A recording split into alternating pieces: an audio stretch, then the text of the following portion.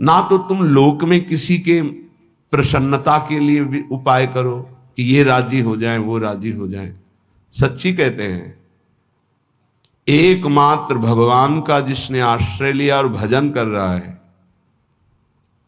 उसके सिवा आप कुछ और उपाय करके लाख प्रकार से देख लो, कोई राजी नहीं हो सकता। लाख उपाय कर लो, ये अनुभव की बात कह रहे हैं, नहीं, आप फंसते चले जाओगे दूसरे के राजी करने में, और वो कभी राजी नहीं होगा। अगर राजी होने की बात है तो एकमात्र जो प्रभु का भजन करते हैं, ईमानदारी से जो धर्म में चलते हैं, वही राजी हो सकते हैं। प्रभु से विमुख को त्रिभुवन की राज्य लक्ष्मी मिल जाए तो भी वो राजी नहीं हो सकते। चाहे जितना आप उनके प्रति प्राण समर्पित कर दो, कभी राजी नहीं हो सकते। अगर ये बात याद रखोगे तो कभी दुखी नहीं होगे, क्योंकि आप गलती कर रहे हो। हमने उनके प्रति इतना किया, वो हमारे प्रति ऐसा नहीं कर रहे। तो पहले सत्संग में बात सुन लो और मान लो। अगर किसी के राजी करने के लिए आपने अपना अमूल्य समय दिया भगवत भजन छोड़कर, तो कभी राजी नहीं होगा। चाहे प्राण दे दो उसके प्रति तो भी राजी नहीं होगा। ये माया है। यदि अपनी निष्ठा में रहे, धर्म में रहे, भजन में रहे, तो सब राजी हो जाएंगे और तुम निर्भय हो जाओगे। और अगर दूसरे को राजी करने की कोशिश की, प्रभु का भजन छूट गया, तो तुम भयभीत हो जाओगे और वो राजी नहीं होगा। बिल्कुल परम सत्य बात, ये लिख लो, हृदय में लिख लो। ये अध्यात्म है, तुम्हारे बचाने के लिए है, तुम्हें सुख पहुंचाने के लिए है, तुम्हें जीवन मुक्त करने के लिए है।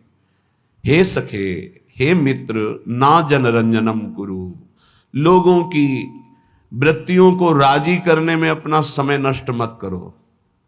प्रभु को राजी करने में अपने समय को सार्थक करो। तो जा पर कृपा राम की होई, ता पर कृपा करे सब कोई। एक राजी हो गया तो विश्व ब्रह्मांड राजी हो जाएगा। और एक से विमुख होकर विश्व को तुम राजी करने की कोशिश करो, कभी राजी नहीं होगा। इसलिए ना जनरंजनम करो। किसी की राजी होने के लिए अपने अमूल्य समय को नष्ट मत करो। धर्म पूर्वक व्यवहार करो और निरपेक्ष हो जाओ। राजी रखो हरिजू को, प्रभु को। ना कुरु कदिंद्रियाणाम, इन दुष्ट इंद्रियों को मनोरंजन मत करवाओ।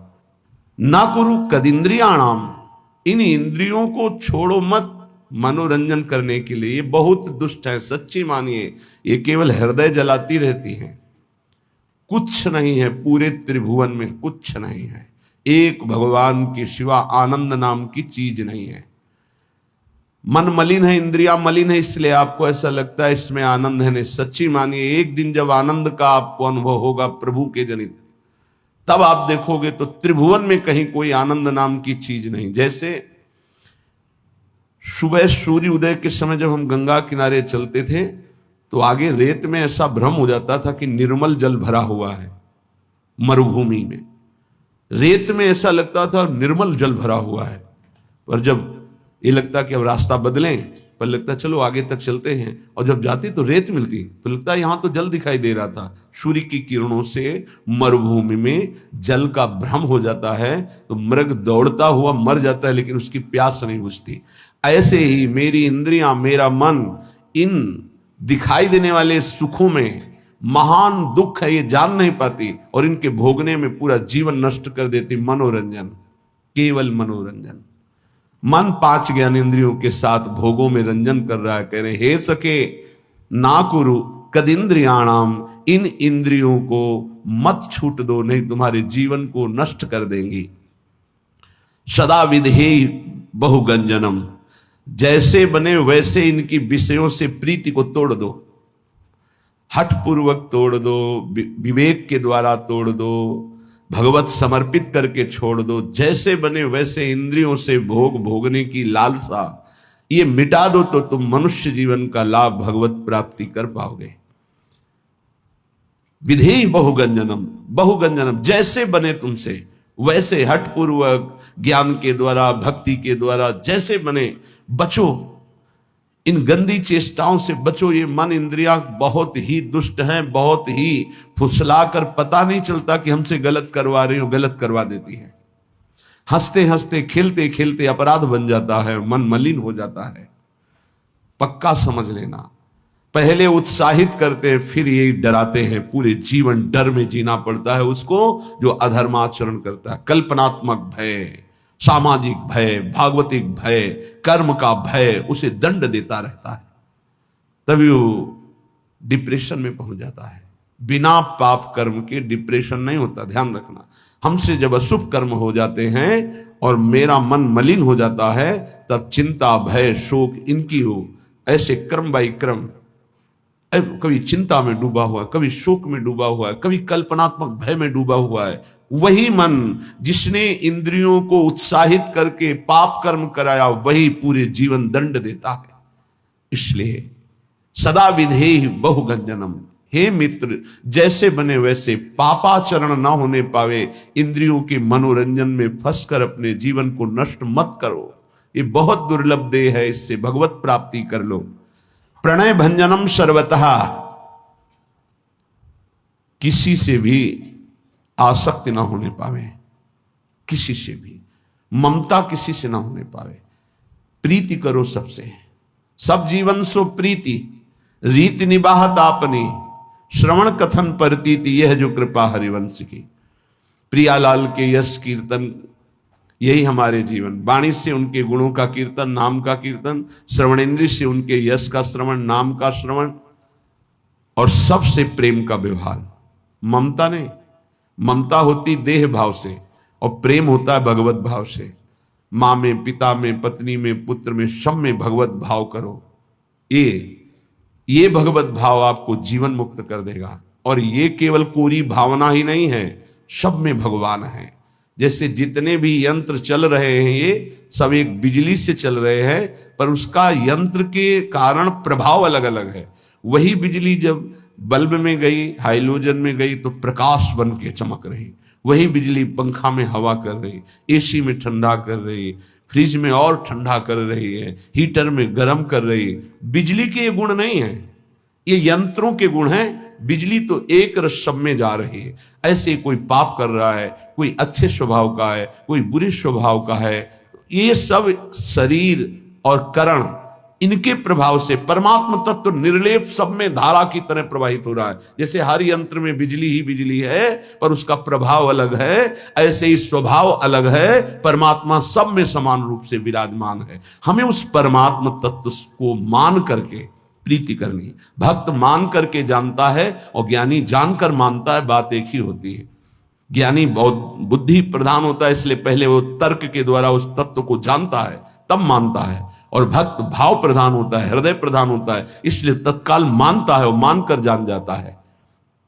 श्रीपाद कह रहे प्रणय भंजनम सर्वता, ममता किसी से ना होने पावे, सबसे भगवत भाव से प्रीति करो। हठम ना करो, मेरी बात मान लो, हठ करके हमारी आज्ञा का उल्लंघन मत करो। श्रीपाद कहे बड़े कृपालु हैं महापुरुष जन। हठम ना करो, बंधने बंध जाओगे अगर मेरी बात नहीं मानोगे। श्रुतम कलत्र मित्रादिके बपुर्व्यय समीहया निवस वत्स वृंदावने। ए भाई, ये बपुर, ये शरीर, इसकी पत्नी, इसके पुत्र, इसके पिता, इसके माता, इसके भाई, इसके रिश्ते, इसके नाते, ये सब माया के बंधन है। अगर उनमें भगवत भाव नहीं करते हो तो तुम्हारा जीवन इसी मोह ममता में फंसकर नष्ट हो जाएगा। अगर भगवत भाव करते हो तो नाथ सकल संपदा तुम्हारी, मैं सेवक समेत सुत नारी। नाम जप हो रहा, धर्म पूर्वक कर्तव्य का पालन हो रहा, सब में भगवत भाव, आपका अंतिम परिणाम भगवत प्राप्ति ही होगा, पक्का समझ लीजिए। मनुष्य जीवन का परम लाभ निश्चित प्राप्त होगा। तो कह रहे हट करके इनमें आसक्ति मत करो, इनमें देह भाव मत लाओ, भगवत भाव लाओ। तो हम कैसे लावें? तो बोले आओ श्रीधाम समीहया निवश वत्स वृंदावने। अय वत्स, अय प्यारे, अय पुत्र, अय मित्र, तुम वृंदावन आ जाओ। वृंदावन में तुम्हें रसिकों का संग मिलेगा और उस संग के प्रभाव से तुम सबसे प्रेम करो, लेकिन ममता किसी से मत करो, आसक्ति किसी से मत करो, मोह किसी से मत करो, खूब नाम जप करो। इसी जन्म में तुम्हें अनेक जन्मों के पापों का जो तुम्हारा संचित भंडार है वो सब भस्म करने का अवसर है।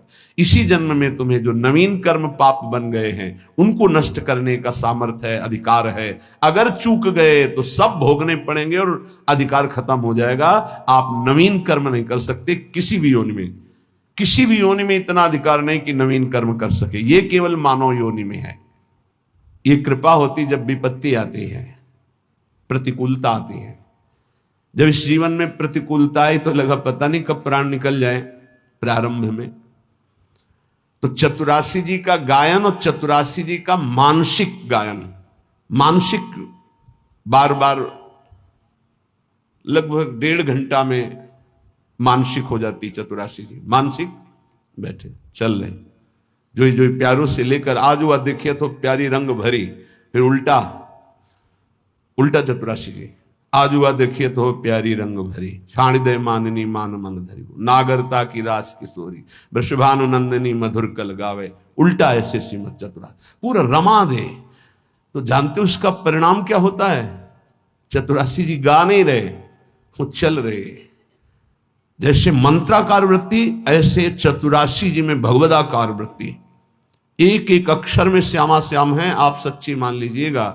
सेवक जी महाराज देख रहे हैं, बड़े बड़े रसिक महापुरुष देख रहे हैं, कह रहे हैं श्याम श्यामा प्रगट प्रगट अक्षर निकट प्रगट रस स्रवत अति मधुर बानी, सोज बानी रसिक नित्य निस दिन रटत कहत और सुनत रस रीति जानी, ताहि तजी और गाँव कबहू न कछु प्राण रमि रही हरिवंश बानी। आप देखिएगा निहाल हो जाएंगे। वाणी जी के गायन, वाणी जी का चिंतन, वाणी जी का बार बार पद दोहराना। हम कह रहे हैं और पद नहीं याद, एक कोई पद याद कर लो, उसी को जैसे हम मंत्र 108 बार जपते हैं उसी को आप बार बार कीजिए। देखिए आपके अंदर कैसा आनंद और कैसा प्रकाश होता है प्रेम का। चतुरासी जी चतुरासी जी चतुरासी जी। आचार्य कृपा से, इष्ट कृपा से ऐसी हमको अमोघ वस्तु मिल गई है, बस पाए रतन चिन्हों नहीं दीन्हों करते डार। प्रपंच की बातें करने में जबान को कितना सुख अनुभव कराते हो आप, लेकिन चतुरासी जी एकांत में गुनगुनाने में नहीं। अगर हमें आचार्य कृपा से विरक्त मार्ग मिला है या वैष्णव धर्म मिला है तो हम उसमें अपनी वृत्तियों को समर्पित करें। हमारे पास ये बहुत बड़ी सामग्री मन को वश में करने के लिए। चतुरासी जी का गायन पक्का समझो, पक्का। गुरु आज्ञा पर लगे तो ये बात समझ में आई, नहीं बस पहले ये था कि गा लेते हैं, उनकी इच्छा आज्ञा है कि गा लो तो गा लेते हैं। फिर उसका जब गुरु कृपा से प्रभाव नशा चढ़ा तो अब जी नहीं सकते उसके बिना। और जी क्या सकते हैं भाव? जैसे श्वास चल रही है ऐसे रुका। कै वाणी हरिवंश की कै हरिवंश है, नाम इसके अलावा कोई आधार ही नहीं। सेवक शरण सदा रहे अनत नहीं विश्राम। तो बोले तज्जीवेशु, ओहो हो, जिसका ये जीवन बन गया है वो जीवित ही इसी से है। धिक्कार है ऐसे साधक को और ऐसे शरीरधारी को जो भगवत विमुख मिनट गंवा दे, समय गंवा दे। बहुत बहुत कड़ुआ जीवन होता है, बहुत पश्चाताप का जीवन होता है जो जिसमें भजन नहीं होता। सच्ची माने जिसमें नाम जप नहीं है, नाम कीर्तन नहीं, गुण कीर्तन नहीं, वो कैसे जीवित रहते हैं? यही एक बार किसी ने कहा कि भजन नहीं होता है, तो हमने कहा होता फिर क्या है? आज तक हमें यही समझ में नहीं आया कि भजन नहीं होता तो होता क्या है अंदर। तब फिर विचार में आता है कि जो किया है उसी का चिंतन करते हो। भजन किया नहीं तो भजन छूट जाए, ऐसा हो कैसे सकता है? ये बात हमारी समझ में नहीं आती कि भजन छूट गया और आप जीवित हैं। आप खा पी रहे हैं और आपका भजन छूट रहा है, मतलब अभी भजन का रंग नहीं चढ़ा है। भोजन, पानी, जीना, नींद, ये सब दुश्वार होने लगता है। भजनानंदी का भजन ही जीवन। तज्जीवेशु, वो जीता ही इसी से है। ललिता ललित बजावत बीना, गुण गावत सोई जीवन जीजे। इस बात को आप पकड़ लीजिए। 10 वर्ष गुरुदेव भगवान के समीप रहकर उनकी चेष्टाओं को, एक एक चेष्टाओं को बहुत गंभीरता पूर्वक, क्योंकि महापुरुषों का संग पहले से होता रहा, ज्ञानी महापुरुषों का, तो एक एक चेष्टाओं को देखा। एक मिनट भी गुरुदेव कभी, एक मिनट भी कभी प्रियालाल से बिलक नहीं। प्रसाद पा रहे हैं तो दृष्टि कहीं और है, पता चल रहा है। प्रसाद पाके टहल रहे हैं तो लताओं की तरफ से देख रहे, गुनगुना रहे हैं, बस ऐसे अंगुलियां ऐसे ऐसे हो रही, पद चल रहा है। अगर मौन में है, गले में हरकत हो रही है, यहां मंत्र चल रहा है एक क्षण के लिए भी।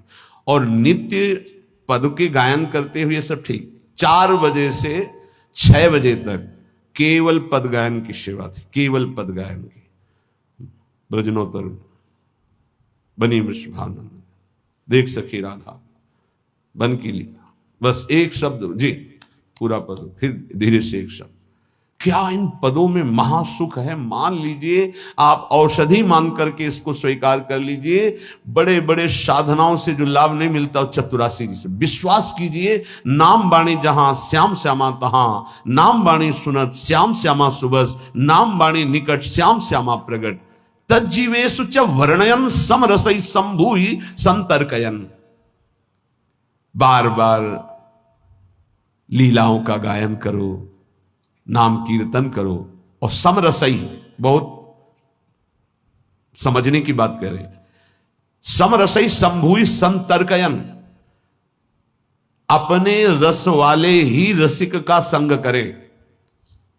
समरसई संभूहि है, संतर्कयन, तर्क का त्याग करके अपने ही रस के रसिक का संग करें। और सब संतों की हम सेवा करेंगे, सब संतों को प्रणाम करेंगे, सब संतों के भाई वचन निकल रहे हैं सुनेंगे, लेकिन अंदर से हम मानेंगे और उस पर आचरण उतारेंगे तो अपने रसिक गुरुदेव के वचन। समरसई, इष्ट मिले और मन मिले, मिले भजन रस रीति, ये बहुत पकड़ने की बात है। आगे कह रहे संतर्कयन। काचे धर्मी प्रकरण में श्री सेवक जी महाराज कह रहे हैं कि जो कच्चे हैं, अभी पके नहीं हैं, जिनमें कचाई है, वो कैसे होते हैं। बोले श्री हरिवंश धर्मिन के संग, आगे ही आगे जो रीति बखानत, आपने जान कहें जो मिले मन उत्तर, फेर चवगुण ठानत। जाके बैठ गए। अब वो रसिक महापुरुष कृपा करके कुछ बोलना चाहते तो आगे ही आगे, श्री हरिवंश धर्मिन के संग, आगे ही आगे जो रीति ऐसे से ऐसा ऐसे से, और वो फिर चुप हो गए। वो कृपा करके आपको अमृत देने जा रहे थे, आप बीच में तर्क करके आपने उस अमृत की धारा को रोक दिया, तुम्हारा दुर्भाग्य। बोले कच्चे होते हैं, ये पक्के रसिक नहीं है, कच्चे रसिक हैं। क्या वो एक शब्द बोले या 4 शब्द बोल दिए, ये दिखाने के लिए कि हम बहुत विद्वान हैं, आप जो बोलना चाहते हैं उससे आगे भी हमको ज्ञान है। लेकिन आपको ये पता नहीं कि आपको केवल शब्दों का ज्ञान है, वो शब्दों में डूबकर उसका साक्षात्कार किए हुए हैं। उनको बोलने दो, वो जब शब्द बोलेंगे तो तुम्हारे हृदय में साक्षात्कार करने की योग्यता आ जाएगी। चुप रहो। लेकिन वो देहाभिमानी, वो कच्चाई उसको चैन से नहीं बैठने देती, वो आगे ही आगे फर्राटे भरने लगते हैं, ऐसे से ऐसा, ऐसे वो शांत हो जाता। घाटा हो गया हमारा। सेवक जी कहते हैं वैसे तो बड़े अनन्यता की बात करेंगे, और बैठत जाए विधर्मिन में तब बात धर्म की एको नानत, काचे धर्मिन के सुनो छंद, धर्मी धर्म मरम न जानत। थोड़े से लाभ के लिए दूसरों की सभा में बैठ करके, थोड़ी सी सम्मान के लिए अपने इष्ट से अलग दूसरे का खान पान तो कीजिए। रसिक मंडली माय, जिनके और उपासना तहां उचित ध्रुनाए। बैठत जाए विधर्मिन में तब बात धर्म की एको न मानत। ये हमने देखा कि जो बौद्धिक और तार्किक प्रकृति के लोग होते हैं, फलाकांक्षी होते हैं, उनको सुधारना बहुत कठिन है। और जो बच्चा होते हैं सहज सरल आकर के ना, उनको बहुत जल्दी उन्नति हो जाती है।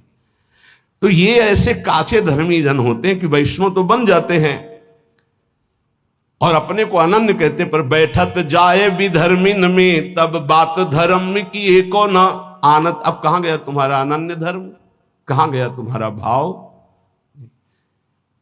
ये कच्चापन छोड़ दो तो प्रिया प्रीतम तुम्हारे हृदय में हरिवंश प्रताप से उदय हो जाएंगे। ये हरिवंश धर्म के सिद्धांत का वर्णन करने वाले श्री सेवक जी महाराज कह रहे हैं, तो बातनी जूठनी खानी काहे मुख देत प्रसाद अनूठो ही छाड़त, ग्रंथ प्रमाणी के जो समुझाइए तो तब क्रोध रार फिर मानत। हमारे माई श्यामा जी को राज, ठीक है, बोले तिलक भी लगा है, कंठी भी है।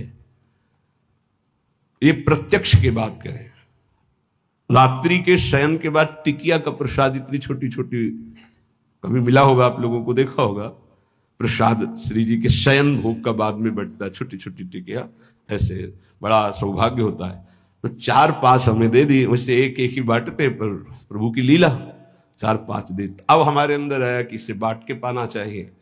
तो श्री जी के शयन के बाद महाप्रभु के मंदिर में जाकर प्रणाम करके जे तो एक वैष्णव प्रसाद ऐसे, आ तो व्रत था, तुरंत उसे उठाया। हमका कौन सा व्रत था? प्रसाद में किसी व्रत का खंडन होता है क्या? बोले नहीं, है तो अन्न। तो उनका आज प्रसाद नहीं है, अन्न है, तो कल प्रसाद कैसे हो जाएगा? ये बहुत हृदय में जलन हुई और नियम लिया, आज के बाद बिना मांगे किसी को प्रसाद नहीं देंगे। अगर कोई मांगेगा भी तो अधिकार देख कर देंगे, नहीं तो नहीं देंगे प्रसाद हम ऐसे किसी को। तो बोले बातनी जूठन खान कहे मुख देत प्रसाद अनूठो ही छाणत। वैसे तो बहुत बातें बुलाएंगे, लेकिन गुरुजनों की, रसिकों की जूठन की अनन्यता नहीं है, श्री जी की जूठन की अनन्यता नहीं है। ये देखो वृंदावन प्रेम रस है,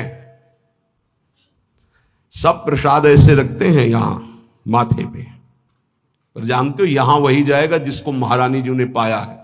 अगर महारानी जो विराजमान है पार्श्व में कहीं भी, तो जूठन जाएगी, और महारानी जो विराजमान है तो यहां प्रसाद होगा, यहां नहीं जाएगा।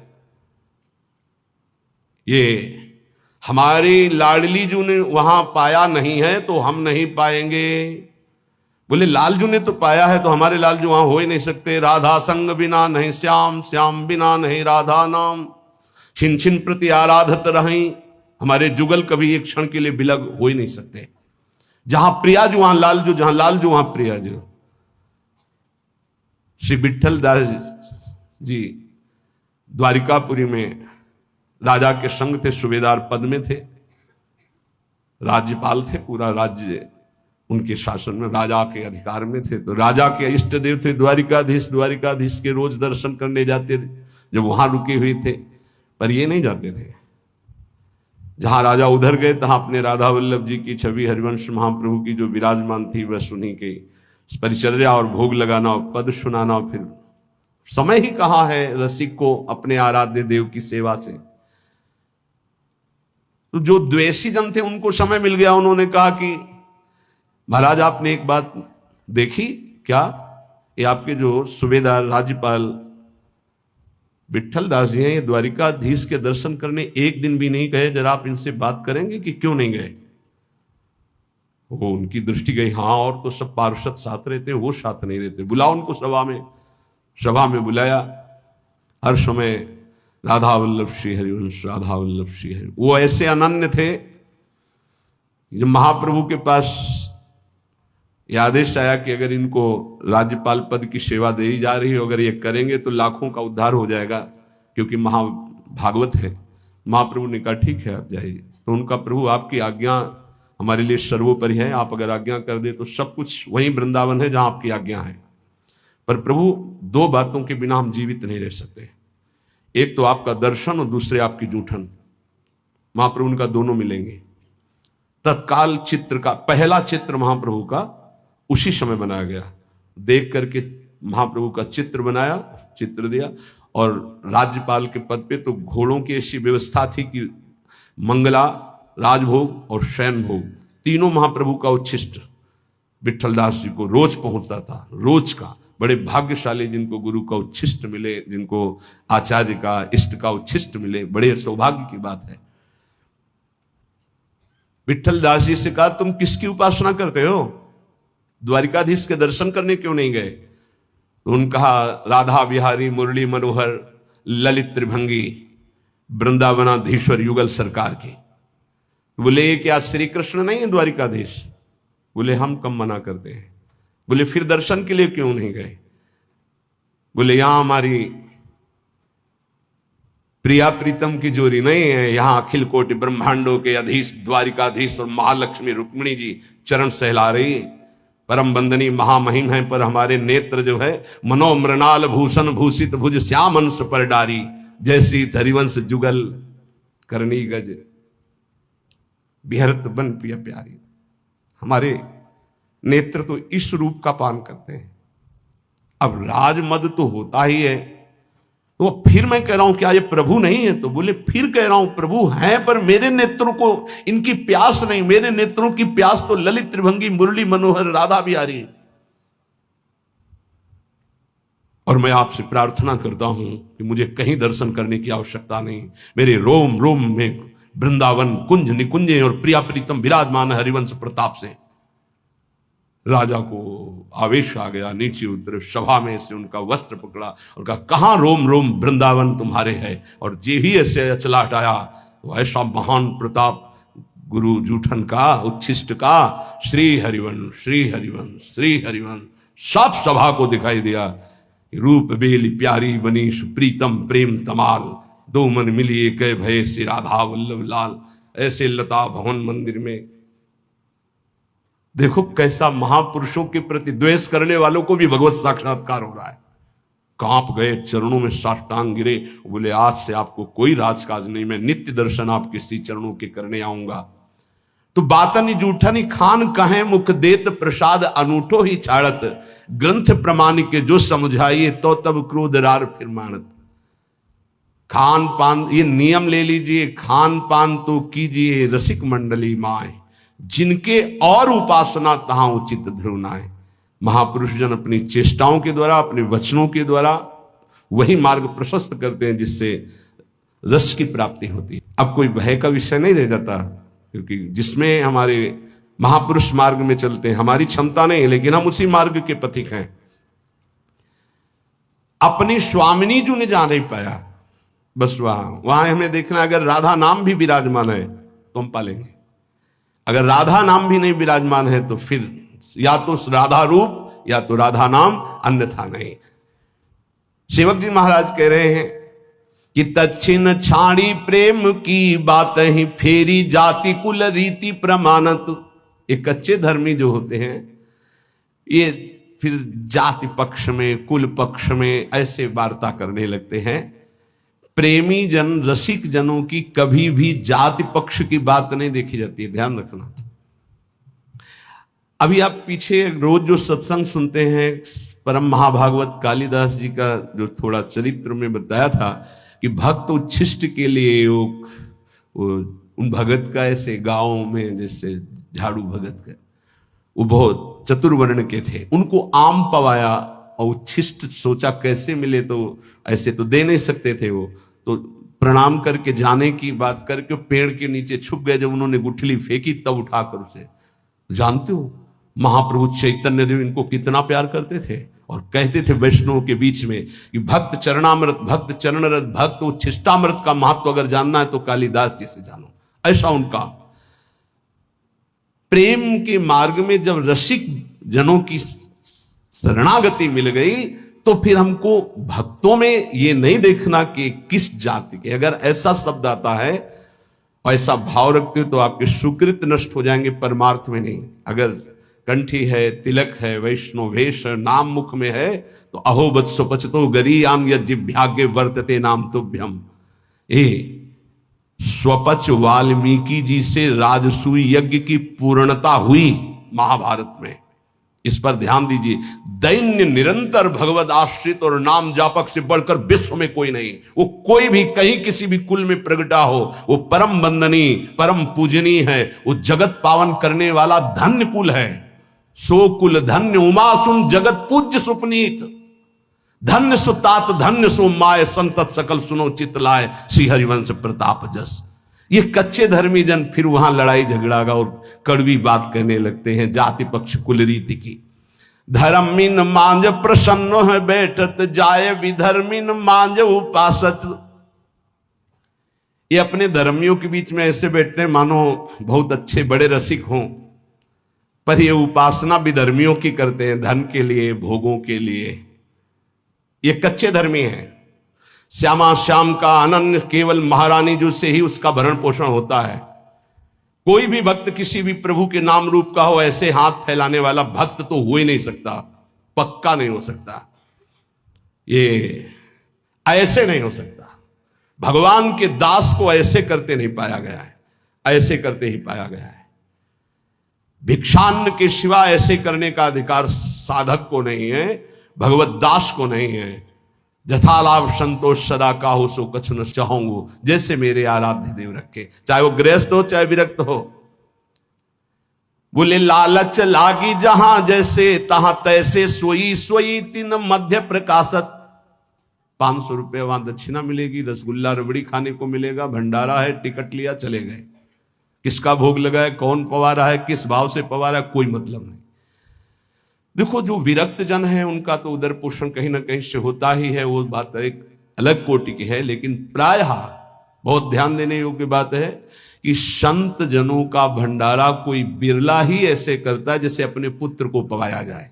पुत्र को पवाने में न पुण्य की भावना होती है न किसी तरह के अन्य लाभ की। मेरा पुत्र पाले यही हमारी सुखवृत्ति है, तो ये संत जन पाली हमारा सौभाग्य। ऐसे कोई बिरला पवाता है, नहीं तो किसी के पधारने का पवाता है, या कोई पाप हो गया तो पवाता है, या कोई नाना प्रकार के कुकर्म हो गए तो बोले संतों को पवा दो सब माफ हो जाएगा। बहुत होश में उसको भोगना पड़ता है। किसका भंडारा हो रहा है, किस हेतु से हो रहा है, किसका भोग लगेगा, ये 3 बातें ध्यान रख करके ही विरक्त को तो कहीं ना कहीं पाना ही होगा।